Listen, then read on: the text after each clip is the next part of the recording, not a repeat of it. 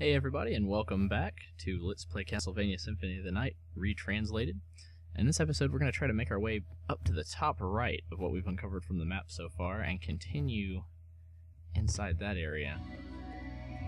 What we did in the last episode was essentially just unlock the pathway back, which we will need in the future.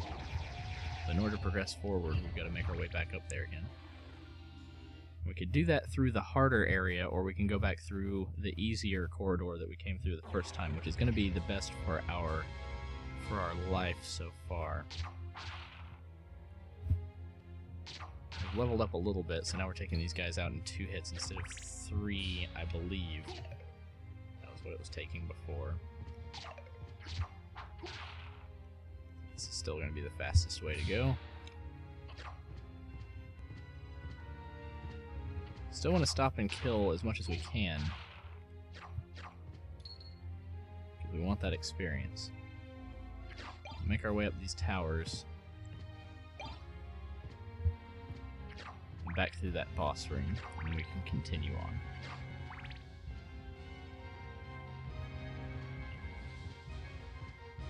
And again, like I said, kill as much as possible, when it's convenient though. Let's go to the right over here. I don't think we did this last time, but I think with this block we can make it up here. No, maybe not.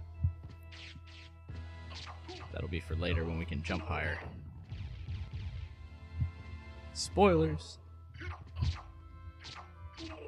Who didn't see that coming?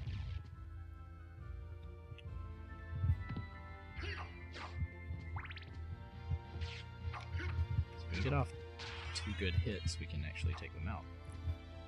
Again, we don't want it coming up behind us. And now we can efficiently make our way up here. We don't need to stop by the save room. We haven't lost any life, really, so... Oh, we don't want the axe. Get that holy water back.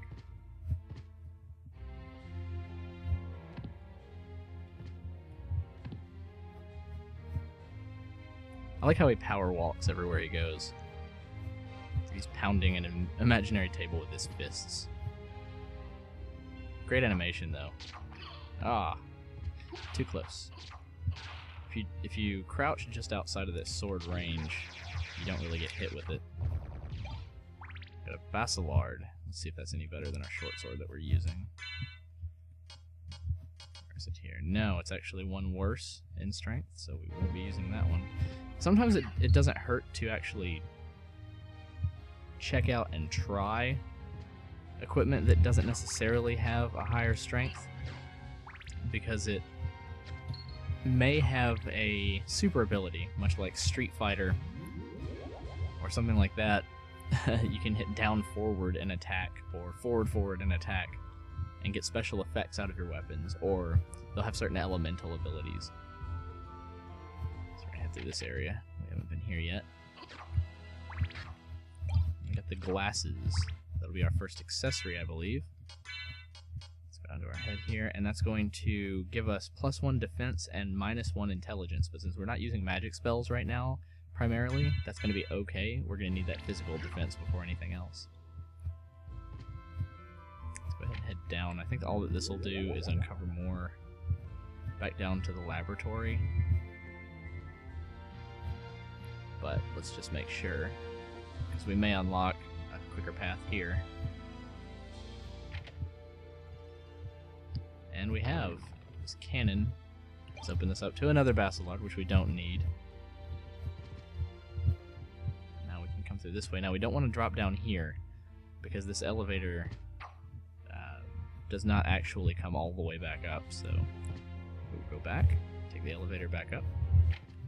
I like when you hold up, he changes his posture and holds his cape. It's the little things, the little details in this game that make it great. Going up. And all of this becomes much faster. Transport through the castle becomes much quicker as you find new methods and unlock more abilities.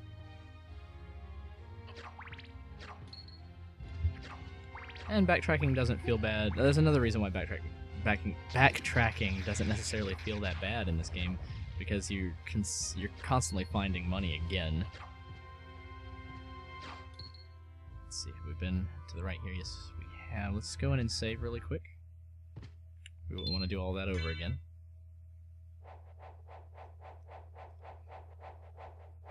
I remember thinking that the 3D coffin was badass.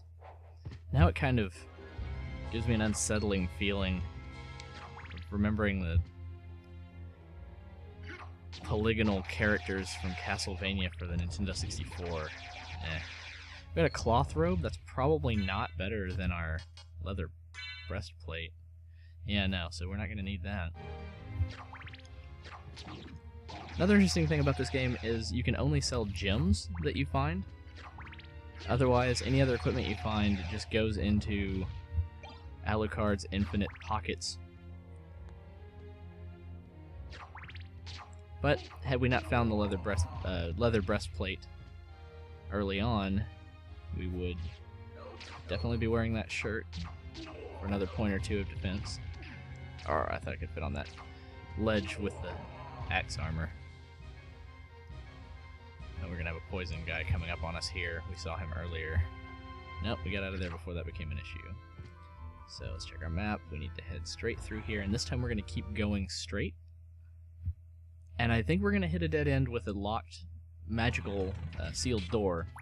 But we want to figure out exactly where that's at for future reference. And then when we head down, I believe we can head down to the right instead of to the left, which is where we went last time.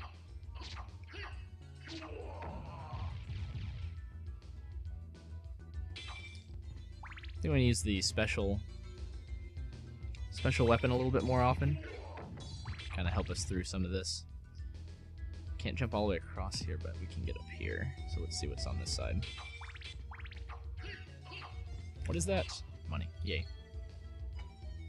Alright, these little flea bastards.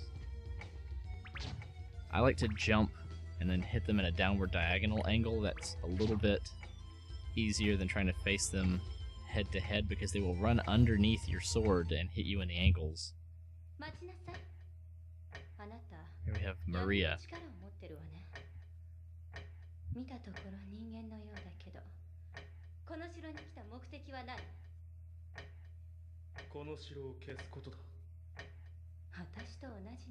Alucard sounds much more like a pretty boy in this one, where he actually sounded like an 8-foot tall bar bouncer in the original. I can't be bothered to give you my name. It's so emo. But beautiful. So this clock tower plays kind of a hub in this game. There are, well, essentially 6 different directions you can head out of this room to take you to different areas of the castle. At any given time, though, there's only one you'll be interested in. So right now, ours is the direct and obvious path. Come on, flea man. I'm gonna have a ghost take you out. Jerk. I think there's probably one more in this room. Nope. Just the one.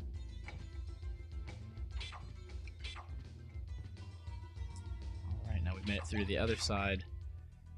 I think we're going to be coming up on that sealed door pretty soon. Ambulatory furniture!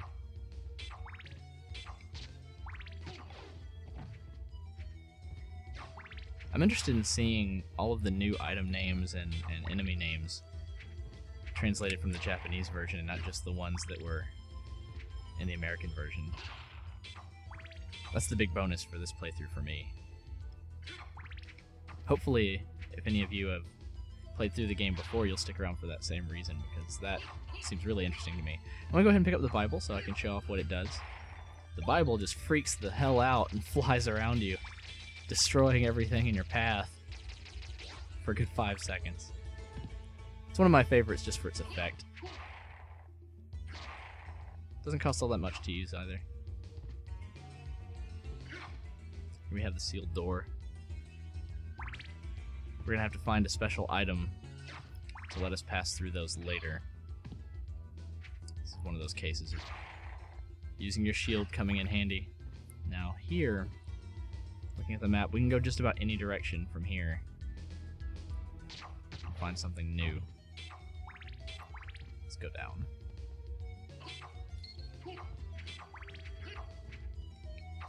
Alright, bones. We have these sealed doors that we can open up later. I think the switch for that is behind that sealed door. This is one of my favorite hallways in the game, just from the parallax effect. And the enemies in this hall are really interesting as well. I thought I remembered being able to stand on the green monster's back. I could be wrong. Or maybe I just kind of jumped at the wrong time. If I could do that. Yeah, there we go. Use the Bible just to fuck it up while you're standing on it. I mean, these enemies definitely give... definitely get the WTF rating. But really cool nonetheless for what they are. Now we can start to see, I think, yeah, we can see the floating eyeball in the garden.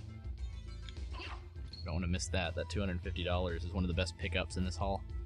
It is the best pickup in this hall, and one of the only reasons to keep traveling through it later. Oh, okay, so we have to watch out for this plant that can petrify us. Petrification is not a huge deal, but if you get hit with a second petrifying, we need to use our sword to get through a lot of this. We'll use our Bible. That might help clear out some of it.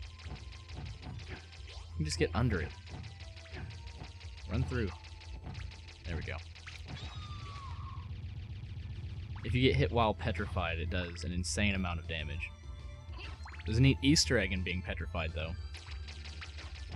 Sometimes you turn into a gigantic gargoyle that looks really freaking awesome. I like to jump when I hit the candles because it doesn't slow down my movement. When you do a standing attack, it makes you stop walking, but there's a little bit of a benefit in the gameplay mechanics. Zircon is one of the gems we can sell later. There's a bit of a benefit in the game mechanics when you're jumping, that it immediately cancels out your attack when you hit the ground and you can attack again. It's a way of quickly dispatching enemies that take a couple of hits. Also, like I was saying, you can hit the candles while jumping and not lose your momentum while walking through.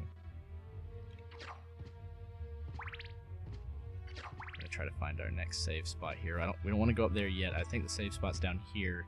If I remember correctly, that broken cage door is a boss. So we will end this episode here, and when we pick up, we will go and fight that boss.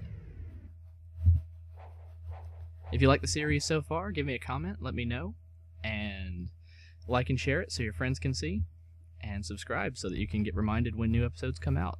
Again, this is Josh from OffhandGames signing out. See you next time.